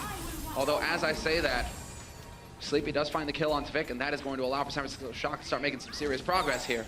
Bring them back to life, a lot of nice kills. Great positioning up here from Dante on the Junkrat, able to get. Zabosai is going to EMP this cart. Hopefully they can get something out of it, but I think he's EMPing largely because he does not expect to be running Sombra on the second point, so Desperation EMP, might as well use it. Yeah, Supercharger out there from Nomi as well, boosting his teammates, getting more damage into the fight here, and this is going to get a bit dicey as Nomi begins to get whittled down. Nevik still hanging out on that point, and Dante from on high trying to find the kills. When does he get his mine? When's the refresh? It's just about to happen, but he's not going to get it fast enough. Logix there to confirm it, and they manage to successfully hold Florida Mayhem. Accepts his fate, and now actually this is a very decent position for the Sombra to be in. First point doesn't offer packs that the rest of your team can use very easily, but there is a mega pack inside this house on the left-hand side there that they're going to be hacking and trying to get that EMP back up. I think they were planning on switching the Sombra, but now, hey, roll with it. It worked very well on the first point, already 62%, one of the fastest charging ultimates in the game. Yes, and that is a linchpin here, very important as well, because you can get in, you can poke, then you can translocate back out to safety, continue charging up that ult. Look at it, he's nearly got another EMP for this next fight. This is going to be big. Dante, though, will shut him down before he manages to get it off, and so now things could get dicey here. Florida Mayhem, they are on the defense after all. They've got a long way to run if they die.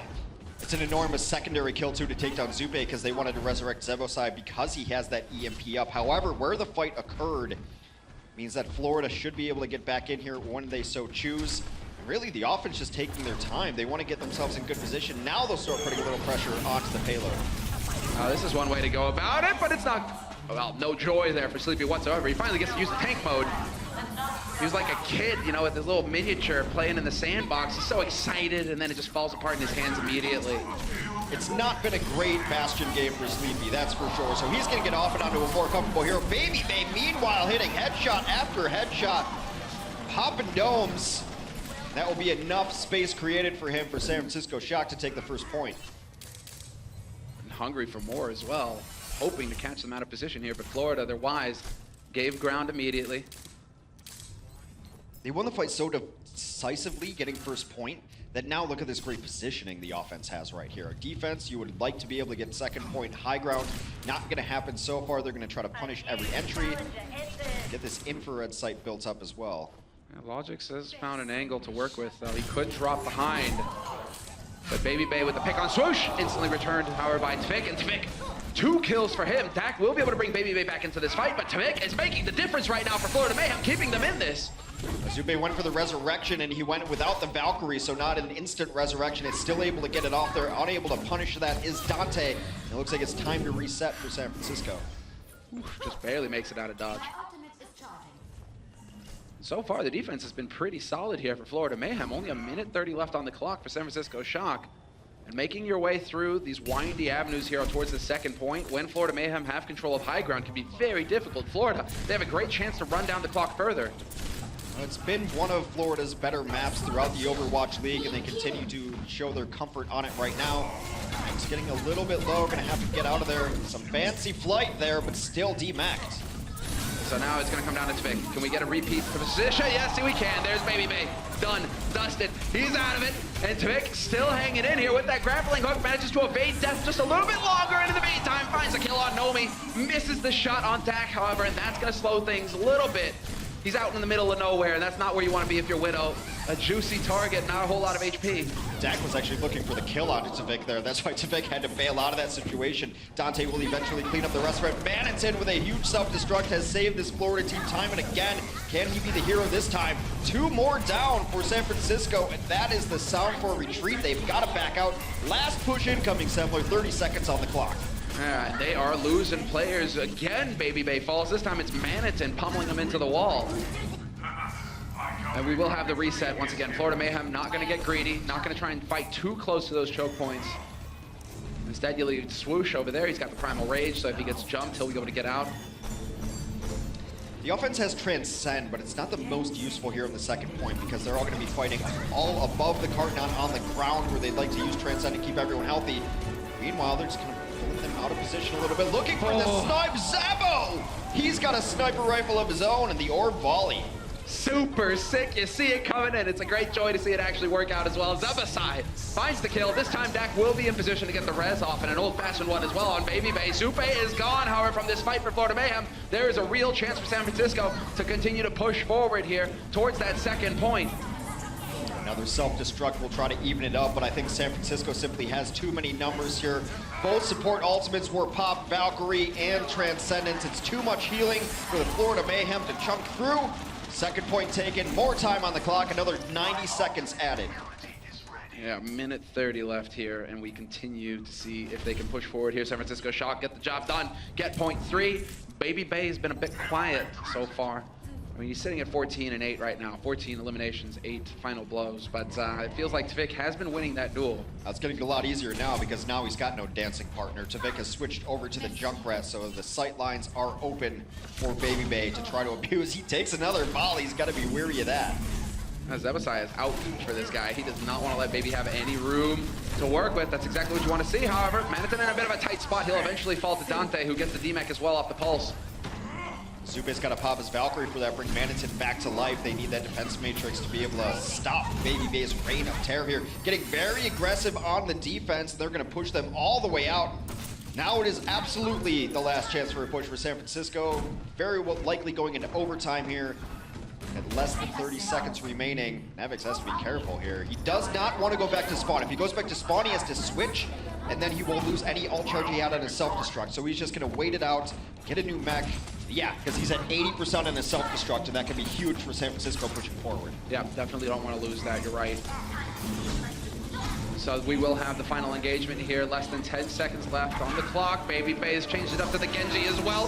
He's going to force the Transcendence immediately, though. So Zebasai going to get that out of the way. That means that Sleepy will have the Trans to counter it in just a few seconds' time as we take over. Nevik somehow finds the kill on Supe. That was an accidental self-destruct. He didn't even want to. He just got so low that he had to pop it so he could get a new mech. It was on the wrong side of the cart, and somehow he finds a Mercy with it. Still, I mean, with Zupe out of the fight, Tvik, Logics, they go into Super Saiyan mode, they carry it forward, a whole lot of kills for them, but San Francisco Shock refuses to say die. They are still in this fight. Swoosh keeping hope alive here, contesting that point, but it looks like San Francisco will finally be able to turn it their way. We will have yet another reset. They cannot leave it, though. They cannot leave the payload. Absolutely. They won that 2v1, but then Dante went hunting for a little bit more, found himself in Tvik's line of sight, so now they're going to be out with a huge source of damage now gone. Baby Bay is onto the Genji instead, a great closeout hero. Mobile hero can jump around and stall the card as well. Preemptive Valkyrie pop by Deck. Yeah, just not going to mince any words. They're not going to waste any time. He gets that res off on Nomi, getting him back into the fight. The monkey is here with the big taser. See if he finds a target. He's already going to start whittling down Manitin, who is getting healed up by Zupe. Zupe now with the Falk. He's delayed it long enough, and so we'll see if this makes the difference. He will get the reses, and his teammates are doing the damage as well. Tvik will find Baby Bay. No res possible, looks like, for him either, but Dante just trading it right back, and this is chaos on the last point. The self-destruct, hopefully going to give them just enough space to push it forward. 3 meters away, 2 meters away. Florida again with the contest, but it's not going to be enough. In overtime, San Francisco Shock will get that third point in the end. Each time it was in overtime as well, wasn't it, Hex? Apart from the first point. I think the first point was overtime. No, it wasn't overtime, but... No, it got close enough. You might as well call it overtime. Skin in their teeth every single fight. Tvik on Widow. We talked that he can play a lot of different things. Does take down that Mercy right there. Continues to look for more. He was also so good at surviving. They dove him a lot of times. He was able to get out of there. You need that consistent DPS play that Tvik can provide. That's where you can see his opportunities to shine. I mean, as far as he is like well and away in the lead on final blows right now, 18 of them. And I guess when you're playing Widow, right, you just get that headshot. There you go. You get your final blow. You're not messing around. Tvik certainly isn't. So he's definitely made the difference here for Florida. But it really seems like Florida, they had the opportunity, they had the chance. Like San Francisco Shock getting so close every time to not being able to get the job done. But it was always that final fight, that staying power. Florida not quite able to make it work. Seems like they want to run similar compositions on both sides. San Francisco not going to be going for the Sombra play, which Florida did on their defense. That Sombra play, somewhat non-effective. Sleepy was not having a great life on Bastion overall anyway. Once you get knocked off the Cartus Bastion, it's so hard to reestablish. And I'm looking forward to the Widow duel yet again. Baby Bay versus Tvik. It was very even while they were both on Widow. Some switch-offs later changed the dynamic of those fights. You can see the impact. I mean, if you just want to read the stats, context as well, you have to kind of keep that in mind. But 8 final blows for Baby Bay, you know, throughout that first half. Right. So he just had a lot more trouble securing the kills the way that Tvik was able to do. We'll see how it develops here as the countdown is about to run out, and we are going to get into the action. San Francisco Shock now on the defense, setting up shop here fairly close to the payload. And Florida Mayhem looks like a pirate ship is inbound. Both Orisa and Roadhog compositions. They're both going to be trying to go fishing here, get some prime targets. Of course, the Halt and Hook combination. Halt from Orisa pulls everyone to a mini Graviton, and then Hook is an easy target. Tvik going for the grapple shot, doesn't find what he's looking for there. There it is! Oh, man. That is a huge kill. The best possible outcome for Tvik's first shot. The perfect kill. That's exactly who you want to be looking for. And it looks like he's got eyes on Baby Bay as well. Spotted him out, and now it's going to be the duel! Oh, what a quick play there from Baby Bay to get out of harm's way. That was sick. Still, Tvik with the help of Zupe will find the kill on Dante, and things have fallen apart very early on here for San Francisco Shock. Dak just getting picked yet again. Frustrating. Well, they do hit the Halt there on the opposing Widowmaker. Not able to connect that shot, though. Tvik is going to be on doorway patrol. If they want to come out and contest, the tanks have to be first through the breach. They will not. They will back up. They prioritize high ground on second more than stall on first. The jiggle peeking there, Baby Bay trying to pull a fast one on Tvik. That is the duel going on right now between those two. Neither one wants to give up on it either. Tvik has gotten tagged once, body shot. Looking for him, sees him fly by though, and that's pretty much it. Baby Bay decides to throw in the towel. Enough is enough. Still getting a lot of free progress here. They are going to end up still with the Bastion, which is interesting. Haven't been able to dislodge him yet, but Dante's nearing a tire. One of the best ways to really dissuade a team from continuing to run a Bastion, so throw an explosive tire in their face. Oh boy. Good night, Logix. You don't live this time. Nevix ends ya. Dante with the rip tire, looking for a target. Will be able to find a couple, and he's not gonna get the kill. Fortify there for Swoosh to keep him alive. It's a very nice ability, live through other things that you necessarily would not have lived through before. Still trying to reestablish with the Bastion. I'm not certain it is the proper play here, but they're nearing tank mode. They've got Resurrect, so if they can just get a couple kills behind the Bastion, that's good, but that hurts. Losing to Vic in that fight means Baby Bay is going to be unchallenged. Exactly right, and he's in the back line as well, so Zupe's got to worry about it. He's running through the hail of grenades that are getting chucked in there by Dante. And he does have the tank mode now. Wait, do you actually decide? He's run all the way back to spawn. No. They're gonna switch. They're gonna switch everything up right now. I'm fine with that because tank mode, you're gonna be coming from the ground up. You don't have the angles there that you necessarily want, so why change it now?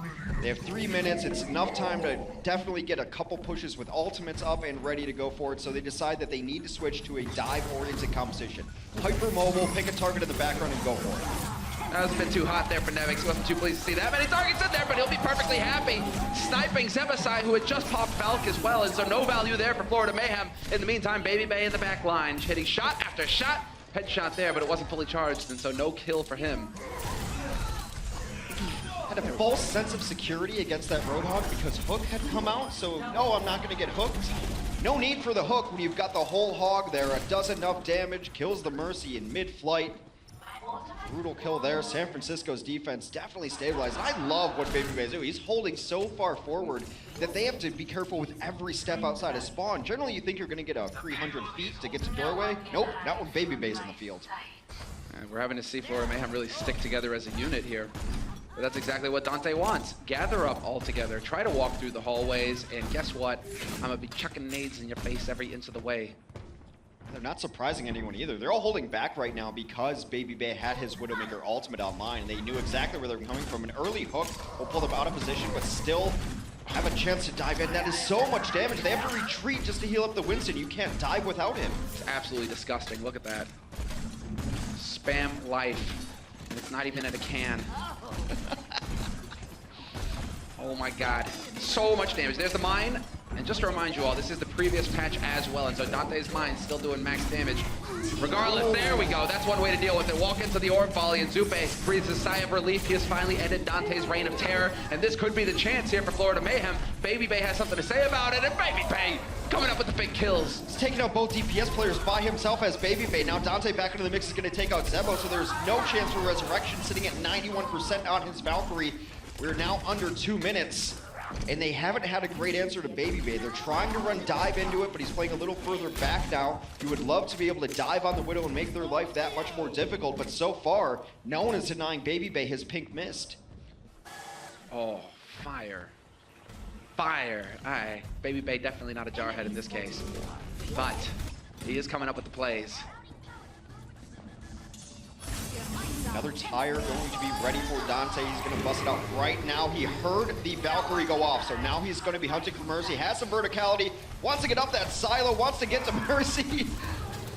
Somehow, and he settles for Zupe. That could work as well, although Zebasai has used both of his reses and not on Zupe. On Swoosh, Logix, they're back into it. Dak has been picked off by Tvick as well.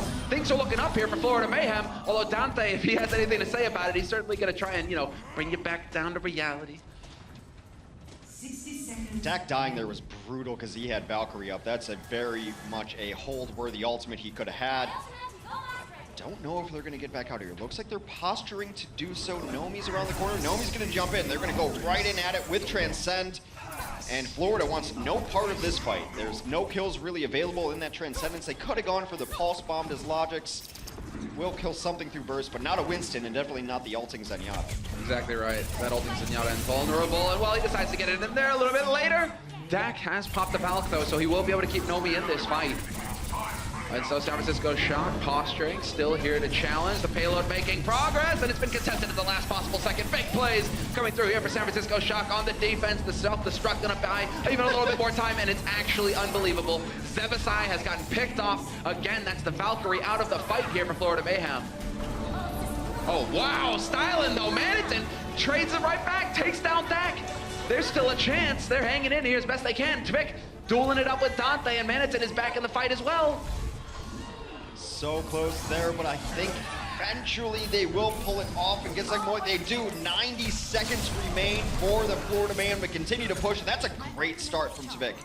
You know, we talk about the DPS and the Tracer battles so much. I think the most underrated players, perhaps on both of these teams, perhaps in all of the Overwatch League, are Maniton and Nevix. I don't know what sort of sorcery they are up to, but they always find the Mercy with the oddest placed of these self-destructs as well, because Mercy's just like, there's no way there's a self-destruct there, and then boom, you're dead. Listen, if they don't know that self-destruct will be there, how do you think the enemy Exactly. Mercy knows where the self-destruct is going to be? It's simple, Hex. Don't think too hard. We're getting into it though, because Tvik right now, he's chucking shurikens left and right, looking for a target, gonna get right in there with the reflect, and he gets the kill in the end, Baby Bay. No way out for him. And Tvik just hanging in this fight as best he can. He will get topped up in the end by Zebasai, who's burning the wings right now. But Zupe is gone in the mix, and San Francisco Shock on the defense might have figured it out, how to stop the Mayhem, put out the wick.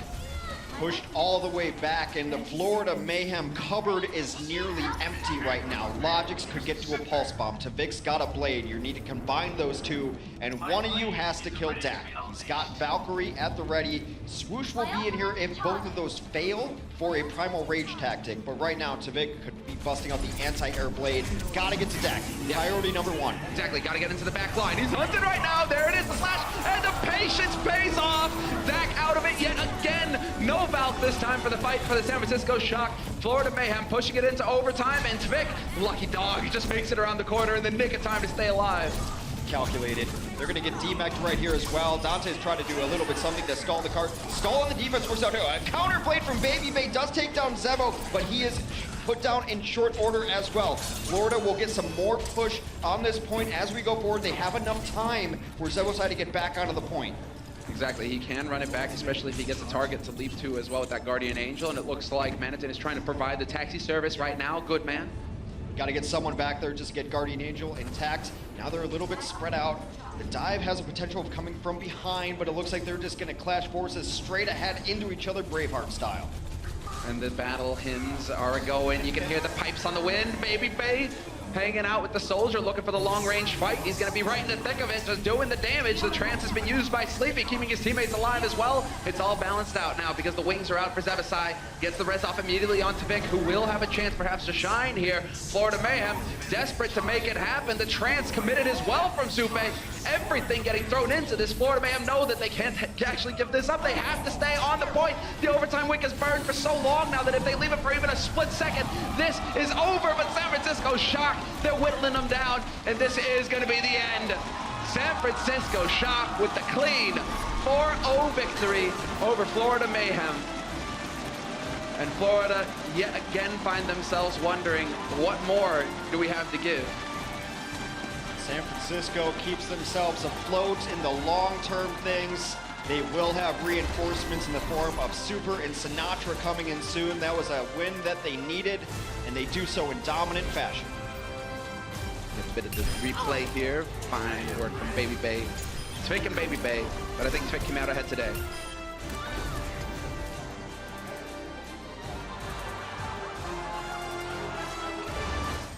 The Overwatch League is brought to you by Intel, the official computer processor of the Overwatch League.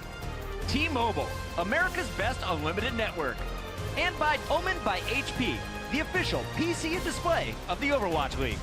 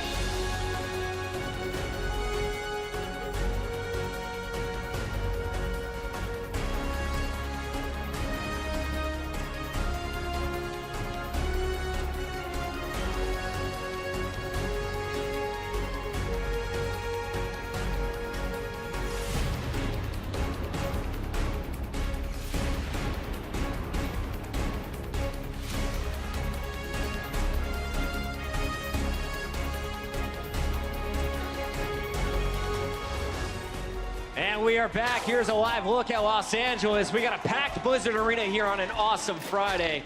And we just saw a very entertaining series as the San Francisco Shock 4-0 with the Florida Mayhem. Welcome back, everybody. I'm your host, Chris Puckett, joined at the desk all day long. We got Bren, we got Crumbs, and we got a lot of games to talk about. Let's jump right into the action here with game number 3. As we're at the half, it was a 2-0 lead for the Shock. They needed just one more win, and that's exactly what they got done as we went into Ilios. Ilios was just ill for San Francisco. Baby Bay got uncontested. Dante got to charge his pulse bomb as fast as he does. He's, I believe, the fastest charging tracer that we have in the league. And Mayhem's issues that we highlighted in the first couple of games just extended themselves further throughout games 3 and 4. Yeah, it was a complete domination across the board. It was 100-0 on both rounds that they actually played. Florida tried once again. I mean, you asked me the question before we even went into this half, Bucket. Are they going to run to Vic on the Farah? Yes, indeed, they did on well. Did it work out? Not quite. And for the exact same reasons that I listed. It's very, easy to read that sort of strategy, easy to play against it. Baby Bay on the Widowmaker just absolutely wrecked face on the Ruin section, and they just couldn't get anything done. I feel so bad for Tavik, because there's times we just go to his screen and he's tearing apart 4 different people on Genji, or he's hitting so many direct rockets with his Farah.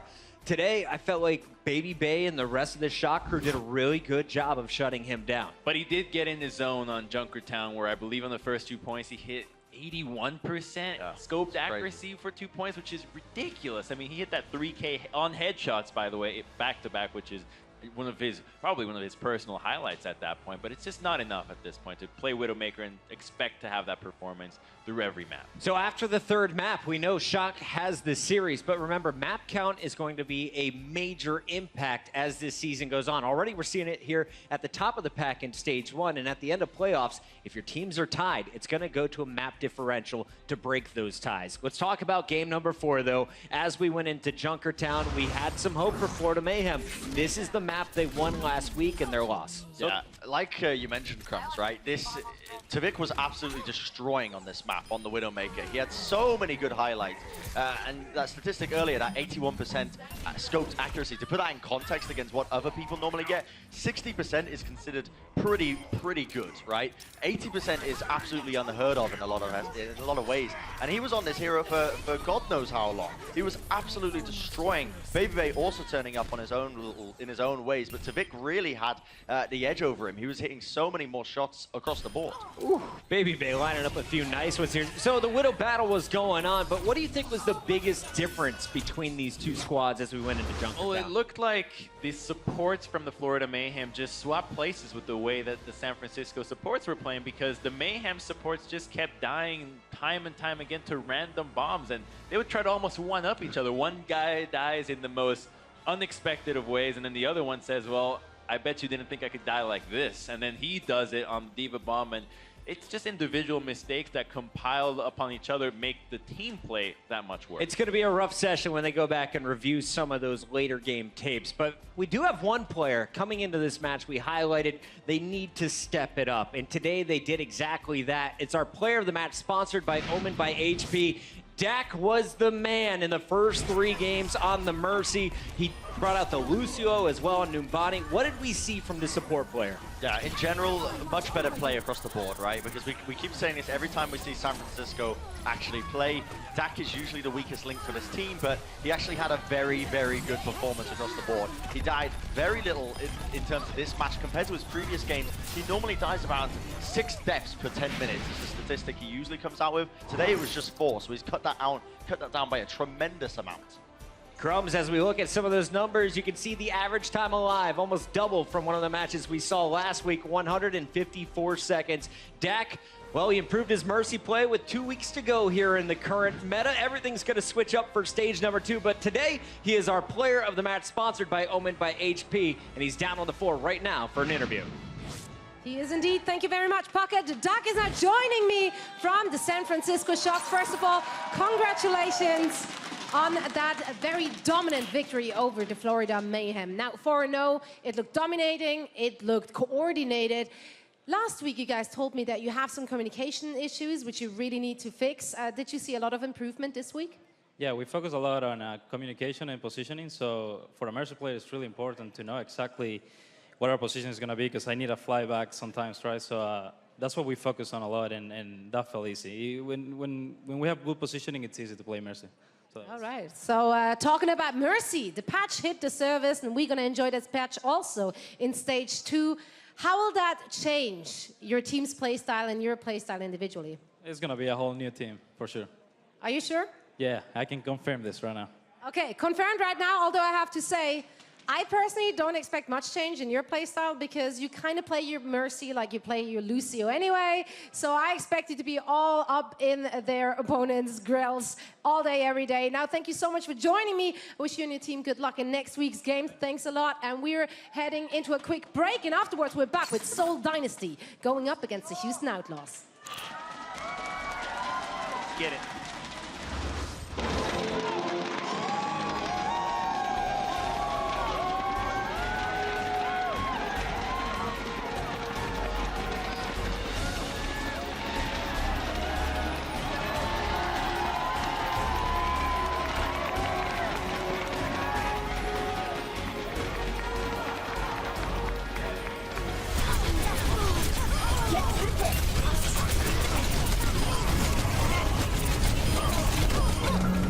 Bailing out.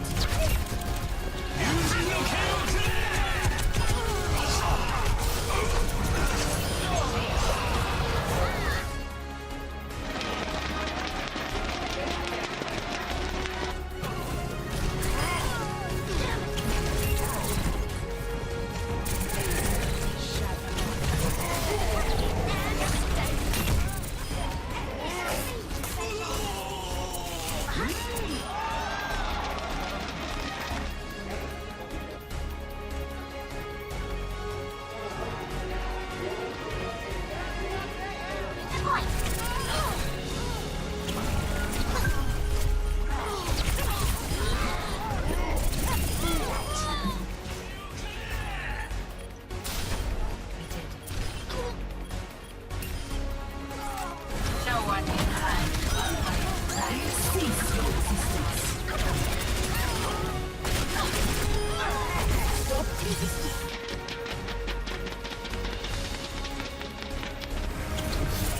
My armor attack. Have some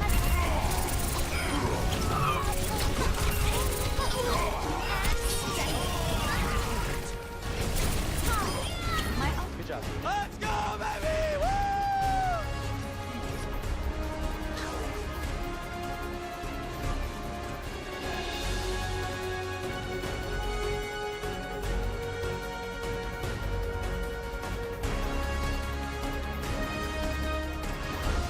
The Overwatch League is brought to you by Omen by HP, the official PC and display of the Overwatch League. Intel, the official computer processor of the Overwatch League. And by T-Mobile, America's best unlimited network.